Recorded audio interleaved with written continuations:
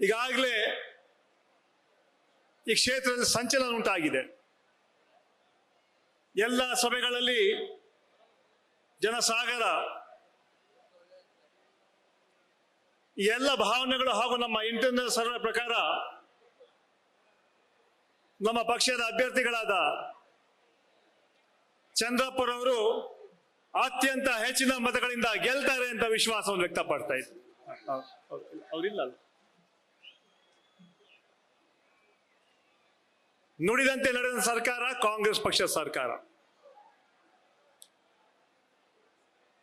ಸರ್ವರಿಗೂ ಸಮಪಾಲು, ಸರ್ವರಿಗೂ ಸಮಬಾಳು ನಮ್ಮ ಸಂಕಲ್ಪ. ಈ ರಾಜ್ಯವನ್ನ ಸರ್ವ ಜನಾಂಗದ ಶಾಂತಿಯ ತೋಟ ಮಾಡಲಿಕ್ಕೆ ನಾವು ಹೊರಟಿದ್ವಿ. ಹೋದ ಚುನಾವಣೆಯಲ್ಲಿ ತಾವೆಲ್ಲ ಕಾಂಗ್ರೆಸ್ ಪಕ್ಷಕ್ಕೆ ಆಶೀರ್ವಾದ ಮಾಡಿ ಸುಮಾರು 136 ಕ್ಷೇತ್ರಗಳ ಕೊಟ್ಟು ದೊಡ್ಡ ಶಕ್ತಿ ಅಂತ ಕೊಟ್ರಿ. ಚುನಾವಣೆ ತಮ್ಮನ್ನ ಗೆಲ್ಸಿದ್ರಿ. ಗೆದ್ದಿದ್ದೀವಿ ಅಂತ ಬೀಗಲ್ಲ, ಸೋತ್ರೆ ಕುಗ್ಗಲ್ಲ. ಕಾಂಗ್ರೆಸ್ ಪಕ್ಷ ನೆನ್ನೆ ಮೊನ್ನೆ ಹುಟ್ಟಿದಂತ ಪಕ್ಷ ಅಲ್ಲ. 140 ವರ್ಷಗಳ ಇತಿಹಾಸ ಇದೆ ಕಾಂಗ್ರೆಸ್ ಪಕ್ಷಕ್ಕೆ. ಮಹಾತ್ಮ ಗಾಂಧಿ, ಮೌಲಾನಾ ಅಬುಲ್ ಕಲಾಂ ಆಜಾದ್ ಇಂಥ ಹಲವಾರು ಮುಖಂಡರು ಹೋರಾಟ ಮಾಡಿ ಮುಂದಿನ ಜನಾಂಗ, ಮುಂದಿನ ಭವಿಷ್ಯ ಸ್ವಾತಂತ್ರ್ಯವಾಗಿ ಬಾಳಿ ಬದುಕಲಿ ಅಂತ ಹೋರಾಟ ಮಾಡಿ ಕಾಂಗ್ರೆಸ್ ಪಕ್ಷದ ನಾಯಕತ್ವದಲ್ಲಿ ದೇಶಕ್ಕೆ ಸ್ವಾತಂತ್ರ್ಯ ಸಿಕ್ಕಿದೆ. ಕಾಂಗ್ರೆಸ್ ಪಕ್ಷ ಸಿದ್ಧಾಂತಗಳನ್ನ, ವಿಚಾರಧಾರೆಗಳನ್ನ, ಹೋರಾಟಗಳನ್ನ ಜನರ ಮುಟ್ಟಿಸೋದ ಕೆಲಸ ನೀವು ಮಾಡಬೇಕಾಗಿದೆ. ಇತಿಹಾಸ ಇದೆ ಈ ದೇಶಕ್ಕೆ, ಕಾಂಗ್ರೆಸ್ ಪಕ್ಷಕ್ಕೆ. ಈ ದೇಶದ ಐಕ್ಯತೆಗೆ ಮಹಾತ್ಮ ಗಾಂಧಿ ಬಲಿದಾನ ಕೊಟ್ಟರು. ನಂತರ ನಮ್ಮ ನಾಯಕಿ ಇಂದಿರಾ ಗಾಂಧಿಯವರು ಈ ರಾಷ್ಟ್ರವನ್ನು 16 ವರ್ಷ ಆಳಿದ್ರು. ಹಲವಾರು ಕ್ರಾಂತಿಕಾರಿಕ ಬದಲಾವಣೆ ತಂದ್ರು ಶ್ರೀಮತಿ ಇಂದಿರಾ ಗಾಂಧಿಯವರು. ಅದು ವಿಶೇಷವಾಗಿ ಉಳುವನ್ನೇ ಭೂಮಿಯ ಒಡೆಯ, ಬ್ಯಾಂಕ್ ಶ್ರೀಮಂತರ ಕೈಲಿಂತಹ ದೊಡ್ಡ ದೊಡ್ಡ ಬ್ಯಾಂಕ್ಗಳ ರಾಷ್ಟ್ರೀಕರಣ ಮಾಡಿ ಬಡವರಿಗೆ ಸಹಾಯ ಮಾಡುವಂತಹ ಧೀಮಂತ ನಾಯಕಿ ದಿವಂಗತ ಇಂದಿರಾ ಗಾಂಧಿಯವರು.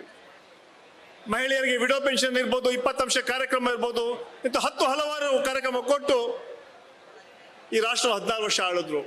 ಅವರ ಕೊನೆಯ ಭಾಷಣ ಒರಿಸ್ಸಾಲ್ ಮಾಡಿದ್ರು ಅಂತ. ಬಹುಶಃ ಎಲ್ಲವ್ರಿಗೆ ಒಂದು ಚಿಂತೆ ಇತ್ತು, ಎಲ್ಲ ಒಂದ್ ಕಡೆ ಮಾಹಿತಿ ಇತ್ತು, ನಾನು ಬದುಕ್ತೀನೋ ಸಾಯ್ತೀನೋ ಅಂತ. ಕೊನೆ ಒಂದು ಭಾಷಣ ಮಾಡ್ತಾರೆ ಒರಿಸ್ಸಾದಲ್ಲಿ, ನಾನು ಬದುಕಲಿ ಸಾಯಲಿ, ನನ್ನ ದೇಹದ ಪ್ರತಿಯೊಂದು ರಕ್ತದ ಕಣ ಈ ದೇಶದ ಐಕ್ಯತೆಗೆ ಅಂತ ಮಾತು ದಿವಂಗತ ಇಂದಿರಾ ಗಾಂಧಿ ಹೇಳ್ತಾರೆ. ಮರುದಿನ ಹಂತಕರ ಗುಂಡಿಗೆ ಬಲಿಯಾಗ್ತಾರೆ ಶ್ರೀಮತಿ ಇಂದಿರಾ ಗಾಂಧಿಯವರು. ನಂದಿದ್ದು ದೀಪ ಅಂತ ಇಡೀ ಪ್ರಪಂಚ ಕಣ್ಣೀರಾಗ್ತಾರೆ. ಅಟಲ್ ಬಿಹಾರಿ ವಾಜಪೇಯಿ ಅವರು, ಭಾರತೀಯ ಜನತಾ ಪಾರ್ಟಿಯ ಮುಖಂಡರು, ಮಾಜಿ ಪ್ರೈಮ್ ಮಿನಿಸ್ಟರ್, ಅವ್ರು ಹೇಳ್ತಾರೆ ಇಂದಿರಾ ಗಾಂಧಿ ಬಗ್ಗೆ ದುರ್ಗಾ ಮಾತೆ ಅಂತ ಹೇಳಂತ ಮಾತನ್ನು ಹೇಳ್ತಾರೆ. ಅಂತ ಧೀಮಂತ ನಾಯಕಿ ದಿವಂಗತ ಇಂದಿರಾ ಗಾಂಧಿ ಅವರು ಕಳೀತಾರೆ. ನಂತರ ನಮ್ಮ ಯುವ ನಾಯಕ ರಾಜೀವ್ ಗಾಂಧಿ ಅವರು ಈ ರಾಷ್ಟ್ರವನ್ನು 21ನೇ ಶತಮಾನಕ್ಕೆ ತಗೊಂಡಂತ ಕನಸು ಕಂಡಿದ್ರು. ವಿಶೇಷವಾಗಿ ಯುವಕರಿಗೆ ಅಧಿಕಾರ ಕೊಡುವಂತ ಚಿಂತನೆ ಮಾಡಿದ್ರು. ಏನ್ ಮುಂಚೆ 21 ವರ್ಷ ಇತ್ತು ಅಧಿಕಾರ, ವೋಟಿಂಗ್ ರೈಟ್, ಅದನ್ನ 18 ವರ್ಷ ಮಾಡ್ಬೇಕಂತ ಚರ್ಚೆ ಮಾಡಿದ್ರು, ಚಿಂತನೆ ಮಾಡಿದ್ರು. ಅದಕ್ಕೆ ಸಾಕಷ್ಟು ವಿರೋಧ ಇತ್ತು. ನಮ್ಮ ಪಕ್ಷದವರು ಅದನ್ನು ವಿರೋಧ ಮಾಡಿದ್ರು. ಅದು ಒಂದು ಸಭೆಯಲ್ಲಿ ರಾಜೀವ್ ಗಾಂಧಿ ಹೇಳ್ತಾರೆ, ಈ ದೇಶ ಉಳಿಬೇಕಾದ್ರೆ, ಈ ದೇಶ ಬೆಳಿಬೇಕಾದ್ರೆ, ಈ ದೇಶ 21ನೇ ಶತಮಾನಕ್ಕೆ ಹೋಗ್ಬೇಕಾದ್ರೆ ಅದು ಯುವಕರಿಂದ ಮಾತ್ರ ಸಾಧ್ಯ ಅಂತ ಮಾತನ್ನ ಹೇಳಿ ಯುವಕರಿಗೆ ಅಧಿಕಾರ ಕೊಡ್ತಾರೆ ಸನ್ಮಾನ್ಯ ರಾಜೀವ್ ಗಾಂಧಿ ಅವರು. ಇವತ್ತು ಸಂಪರ್ಕ ಕ್ರಾಂತಿ ಮಾಡುವಂತಹ ನಾಯಕ ಸನ್ಮಾನ್ಯ ರಾಜೀವ್ ಗಾಂಧಿ ಅವರು. ಮೊಬೈಲ್ ಇರ್ಬೋದು, ಲ್ಯಾಪ್ಟಾಪ್ ಇರ್ಬೋದು, ಕಂಪ್ಯೂಟರ್, ಇದು ರಾಜೀವ್ ಗಾಂಧಿ ಕೊಡುಗೆ. ಅವರು ಕೂಡ ಈ ದೇಶದ ಐಕ್ಯತೆಗೆ ತಮ್ಮ ಪ್ರಾಣ ಮಾಡ್ತಾರೆ.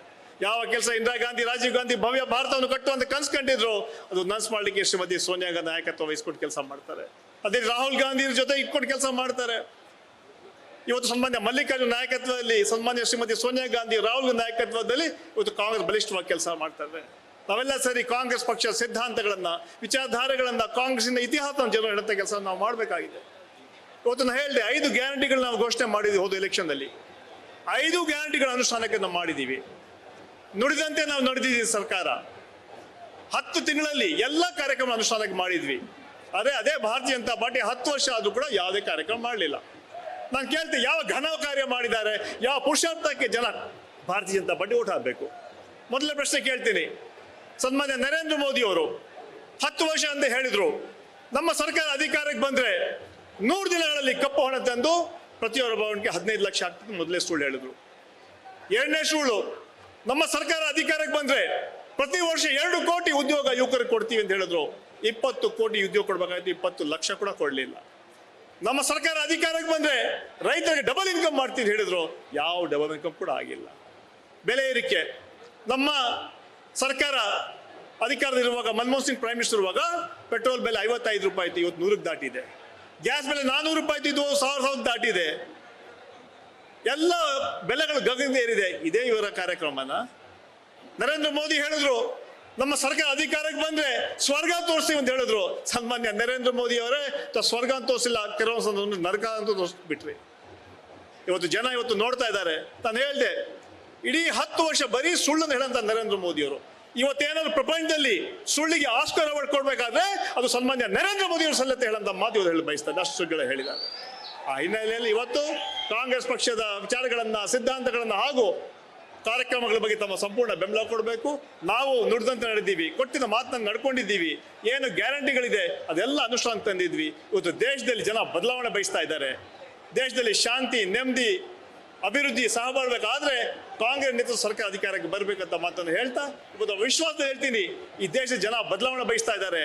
ಬರುವಂತಹ ಲೋಕಸಭಾ ಚುನಾವಣೆಯಲ್ಲಿ ಈ ದೇಶದಲ್ಲಿ ಇಂಡಿಯಾ ಮೈತ್ರಿಕೂಟಿ ಅಧಿಕಾರಕ್ಕೆ ಬಂದು ಸನ್ಮಾನ್ಯ ರಾಹುಲ್ ಗಾಂಧಿ ಅವರು ದೇಶದ ಪ್ರಧಾನಮಂತ್ರಿ ಆಗ್ತಾರೆ ಅಂತ ವಿಶ್ವಾಸವನ್ನು ವ್ಯಕ್ತಪಡ್ತಾ ಈ ಕ್ಷೇತ್ರಕ್ಕೆ ನಾವು ಕಾಂಗ್ರೆಸ್ ಅಭ್ಯರ್ಥಿಗಳಿಗೆ, ಕಾಂಗ್ರೆಸ್ ಪಕ್ಷಕ್ಕೆ ಸಂಪೂರ್ಣ ಬೆಂಬಲ ತಾವು ಕೊಡಬೇಕು.